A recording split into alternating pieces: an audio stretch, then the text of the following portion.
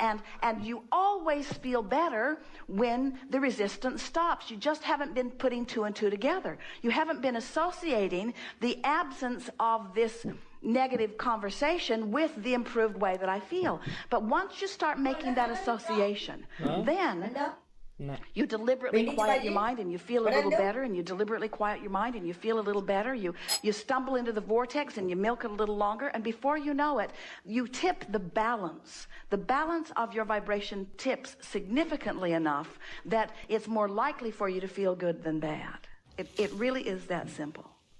And we think that the personal decision in terms of action that would augment this understanding, make it the easiest to apply, would be to decide that I'm going to do more of the things that feel better when I do them, and do fewer of the things that don't feel good when I do them. Now, action isn't the answer, but it might be a starting place.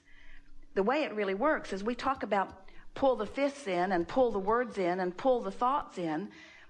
It's actually the opposite of what we really teach, because what we're teaching is find a thought that will then inspire the word that will then inspire the action. In other words, because whatever thought you find, cooperative components will amass around it, you see.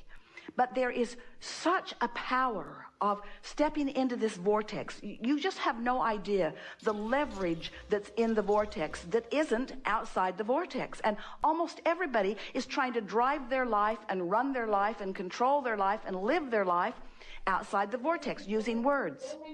I'm very angry. Well, I'm very sorry that you're very angry. And we say blah, blah, blah, blah, blah, blah, blah. Blah, blah, blah, blah, blah. Blah, blah, blah, blah, blah. The only thing that matters is how you feel. And you have the ability to control the way you feel. And nobody's words are going to make any difference. Nobody's words are going to make any difference. It's your vibrational shifting that makes the difference. So what we're really talking about is, what can I do? How can I find? You said how. How? What can I do? Anything and everything that gives me more airtime in the vortex. And we say, these are the steps. First, accept the reality of this vibrational reality.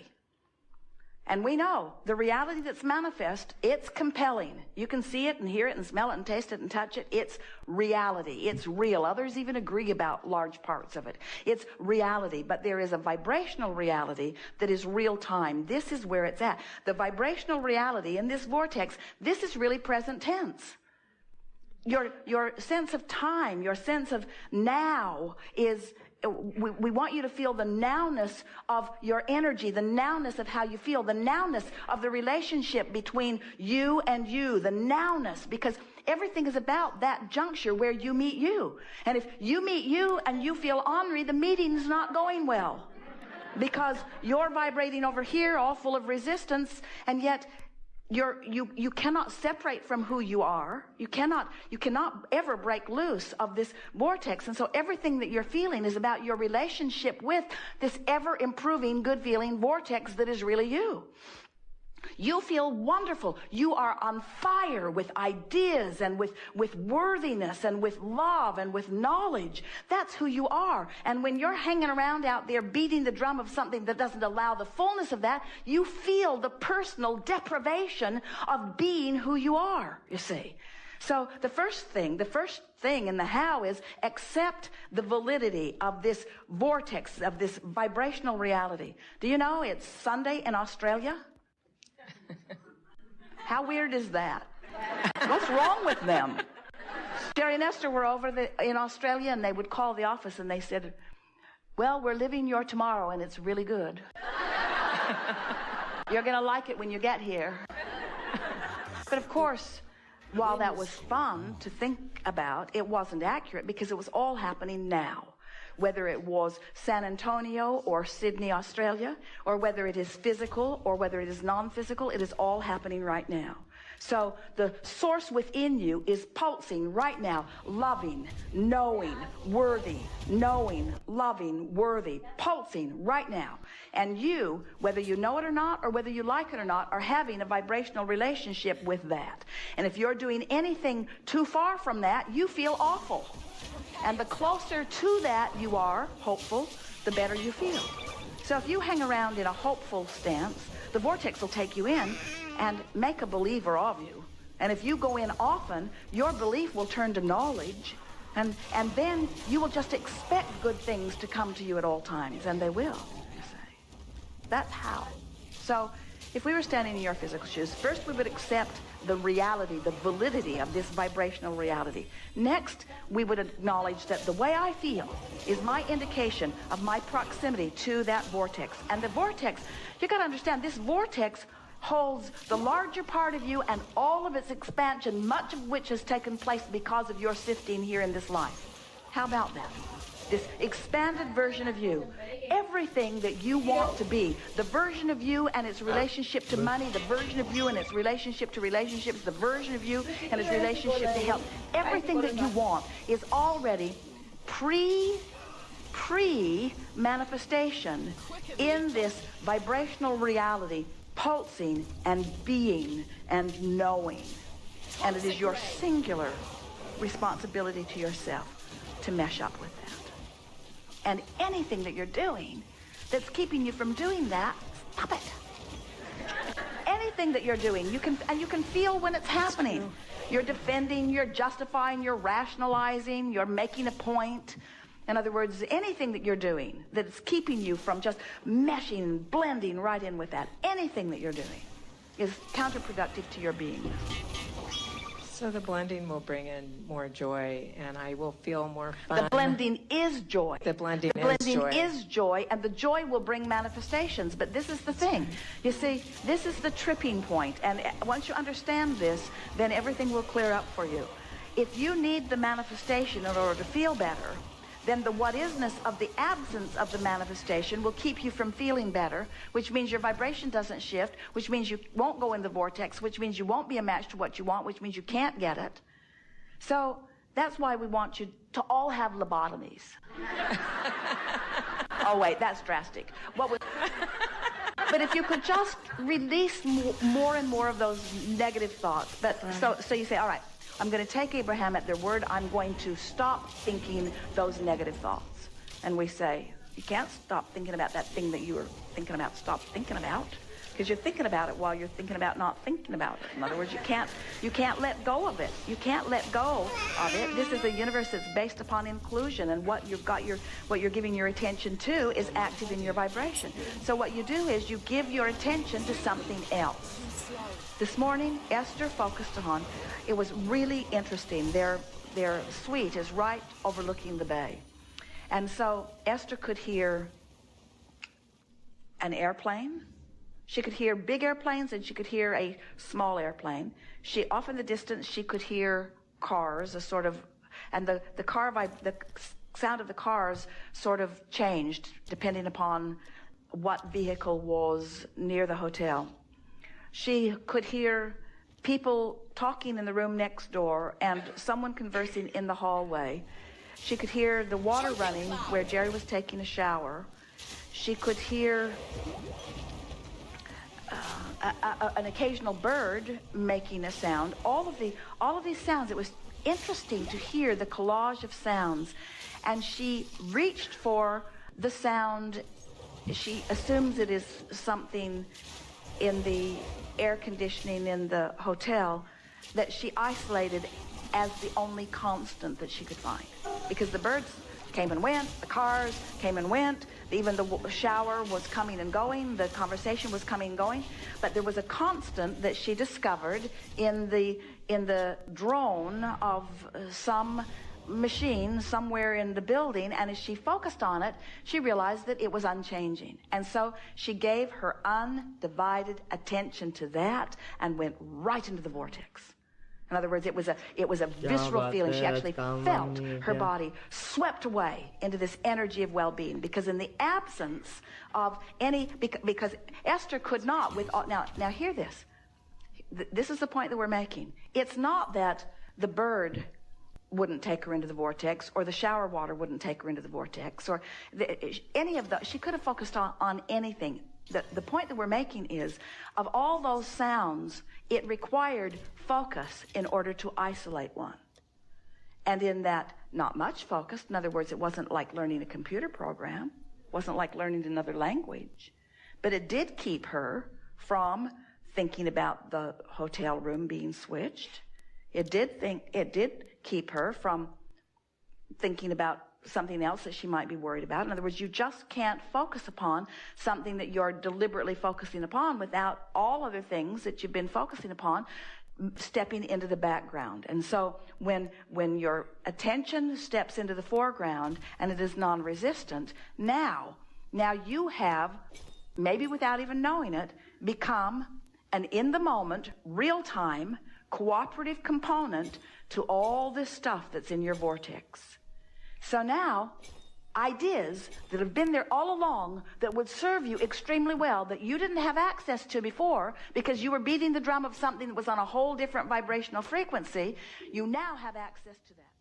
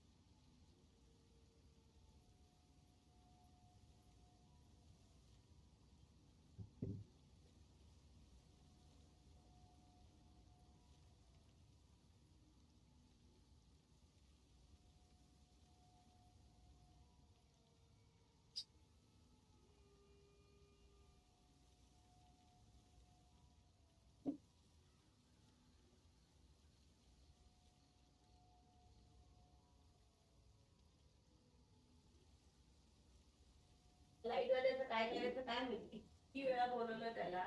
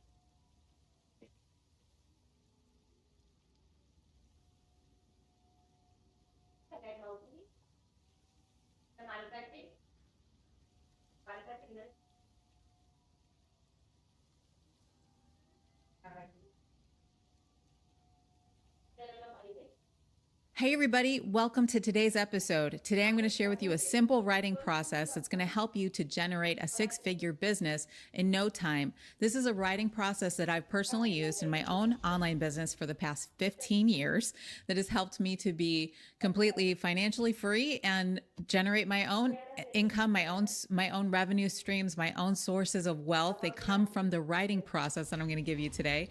I've sold multiple products across multiple niches, and I'm really excited to share with you this basic foundation of business that is so often overlooked. There are literally millions of videos on YouTube about business and how to market and how to sell and how to create websites and all this stuff. And it's all useless if you don't have this basic skill and you don't have this basic discipline. Writing is the engine of online business, and writing is going to be the engine of the profits that you enjoy with your online business. You cannot build a business without some sort of writing process. You just can't. Not an online business, especially not one that's based off of YouTube and or Instagram and or online content. So I want you to think about this so that I can help you to understand how important this skill is. Think about every single bit of content that you've consumed and loved over your adult life. I know a lot of you guys watching me are millennials, but regardless of your age, I want you to think about every bit of content you consumed across all medias.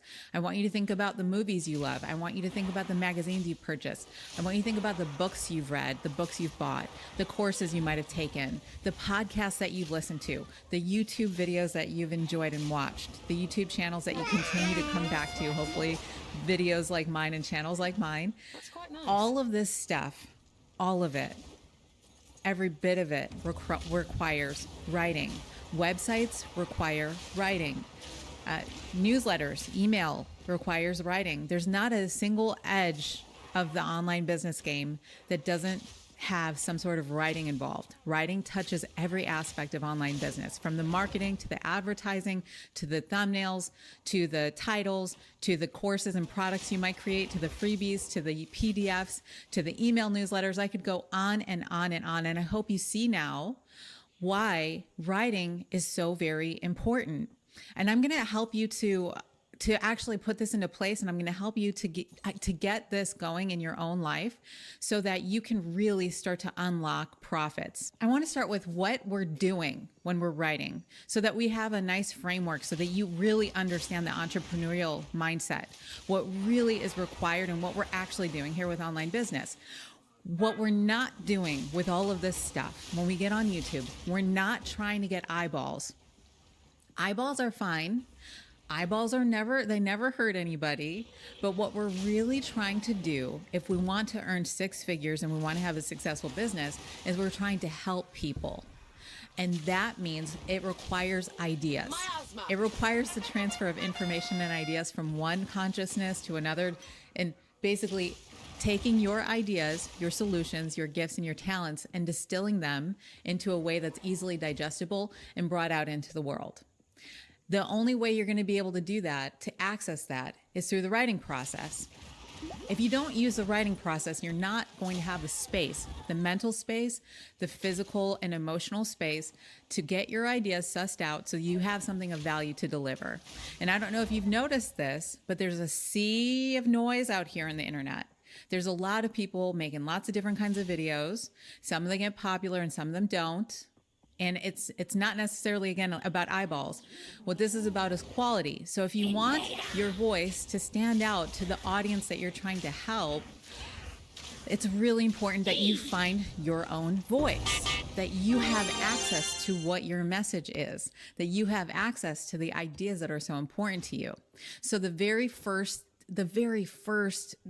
genuine gem, and the reason that this discipline is so important, is so that you, as the business owner and the online creator, have some clarity about your message, about your brand, about your solutions, about what you're offering, about your products and services. So that's one thing, because a lot of people, a lot of new business owners or maybe new content creators who come to this game, they're like kind of like a deer in the headlights. They're like, I have no idea where to even start. because you don't yet have your ideas, the ball of clay that is your ideas, you don't have it shaped yet. And that's totally okay. The writing process is the process of shaping your ideas, your solutions, your thoughts into a digestible solution and format that people enjoy. So that's what we're doing when we're writing. You're getting connected with your consciousness as a business owner and as a creator and as a problem solver and as an artist. Which leads me to the fact that I learned all of this 15 years ago from the beautiful Julia Cameron in her work, The Artist's Way. This is one of her books. All of her books are amazing. But The Artist's Way really helped to form and guide my process and my business. This is not a book intended for business owners. It just so happens, though, that a lot of business owners use this. I actually found out later on down the road, after I'd been doing this process for years, that Tim Ferriss also loves Julia Cameron's work and that he actually also follows the system in this book, which I'm going to talk a little bit about. I'm going to give you all the processes. We're going to get into step by step, but I just wanted to give you a brief overview of what we're doing here as business owners and entrepreneurs in the online space. I said this in the video where I talked about how to make 6 figures online and quit your job money, is that's number one, we're artists. So if you come to this whole thing as an artist, sharing your gifts and talents and helping to be generous and helping to solve people with their problems, this is an art form. And if you approach it like that, there's something special to what you're offering. Your voice sounds special. Your message sounds special. The broth in which your entire thing is cooked in, it just has a special essence to it. It's like a saffron. So Julia Cameron says in her basic principles at the beginning of the book, she says, creativity is a natural order of life. Life is energy, pure energy. There is an underlying indwelling creative force infusing all of life, including ourselves. And when we open ourselves to our creativity, we open ourselves to the creator's creativity within us and our lives. We are ourselves creations, and we in turn are meant to continue creativity by being creative ourselves. I'm going to give you the TLDR version of The Artist's Way, though I do recommend you pick this book up and you follow it for a few weeks, do the process. It's a couple weeks, but basically one of the non-negotiables in my life since I started doing this process 15 years ago is every morning, this is step one, every morning I get quiet for 10 minutes, no matter what. Every morning I get quiet for 10 minutes. We get quiet because just like Einstein said, you cannot solve a problem at the same level of which it was caused. There are problems that you're solving for people. That's what business is. So you're solving people's problems, and problems are always created at the level of thought, at the level of mind. There's no exception to that rule.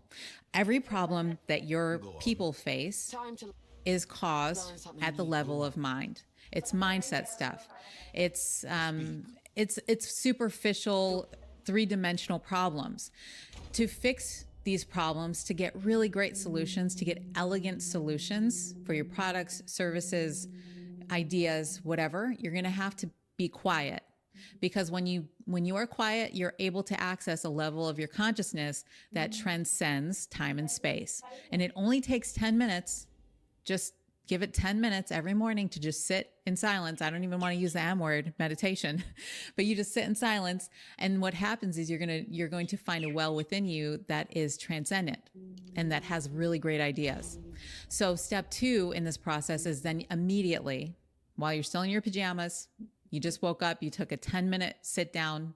This is a sadhana, your spiritual practice, whatever you want to call it. You go into your office, or you go into your little writing nook, or you grab a notebook, or you grab your laptop, and you begin to write the one shitty page. This is what Tim Ferriss coined it. Now, Tim Ferriss, like I said, Tim Ferriss has been following the Artist's Way protocol for a long time. And so have I. And the Artist's Way protocol is actually 3 pages written longhand in the morning without judging it, without trying to be good. You're not trying to write anything in particular. You're just writing down your thoughts and ideas. Tim Ferriss adjusted this to one shitty page, and I like that. So that's my recommendation to you too. I'm hijacking that from Tim Ferriss. So you're not trying to write a good page. You're not trying to get a good idea. You're not trying to do anything except for get down get down anything that's in your brain onto one shitty page. A lot of new business owners come to the blank canvas of a business thinking, I don't know where to start. I don't know what to do. I don't know where to focus. I don't know what to offer. I don't know if I'm good enough. I don't know. But this process helps you to understand what's going on up there. If you have a calling to start a business, it means there's something of importance and value within your soul. But if you don't give yourself the space to clear your mind out on a daily basis and see what's going on up there, I want you to think of it as going into the grocery shelves of your mind, taking a little fruit basket, and you're getting stuff off the shelf, and you're just cleaning out the shelves, okay? And sometimes you might hit pay dirt, and sometimes you might not. Doesn't matter. You're just getting into that creative habit. You're flexing that generative muscle. You use that creative muscle every day, and you transcend to the level that goes beyond thinking, which means you're getting your thoughts onto a page, abiding in the witness consciousness. Now you're flexing that creative muscle. You see, you're accessing your thoughts. You're plugging in. Okay, so now you've plugged in. We're going to step 3 now. Step 3 is the 500 cleaned up words. 500 words typed out every single day, no matter what. 500 words typed out every single day, no matter what. Doesn't matter what you're typing. Doesn't matter exactly what content you're making. It just matters that every day you come to the laptop, you open up your word processor of choice. I recommend Scrivener. I'll put all of this in the show notes. And you type out 500 cohesive words every single day. Now, some people like 1,000 words. I like to, as your teacher, as your coach, I'm telling you, 500 words every single day is better than 1,000 words where you're struggling with yourself and you're really hating it. If you want to take it to more, go ahead and take it to more, but 500 is the minimum.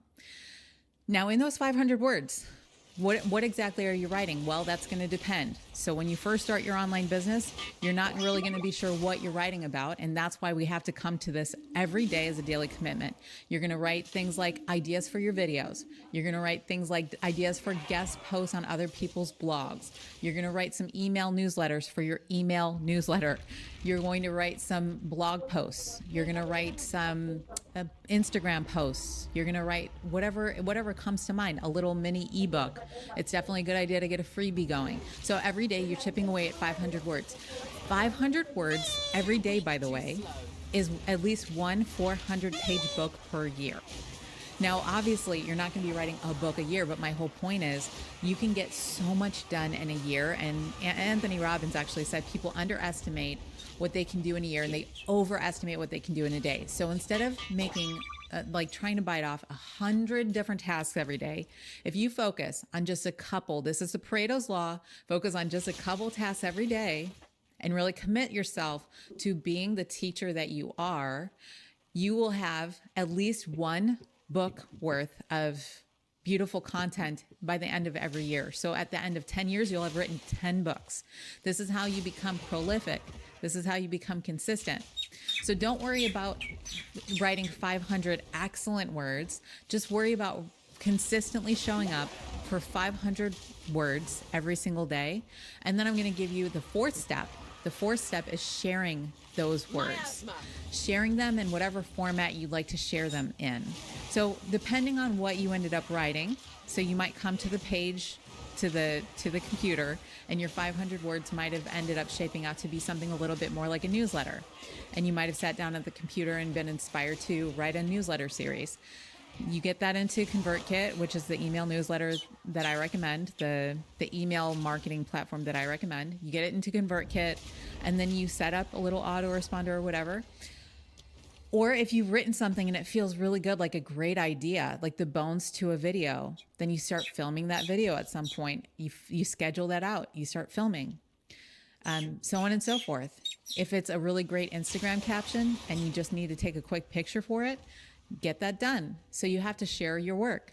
And then the last step, the most important step of all of this in terms of making money, is going to be having doorways to accept money. Having doorways. This is what I call accepting Accepting money in exchange for your gifts and talents and services is creating doorways. Doorways meaning products and services, your one-on-one coaching, your group coaching, your digital downloads, your courses and programs, your in-person or virtual events, whatever it is that you're selling, you have to start creating doorways to sell things. And that's one of the reasons I created the 6-Figure Creator Program, is to give you a complete framework. This is called the 7-Phase Online Profit System. And this takes you from start to finish on getting your business up and running and off the ground and profitable. And you can get more information about that at brendaturner.com/money. But the long and short of it is, please don't hesitate and wait on, oh, I don't know if this is a perfect program. I don't know if this is a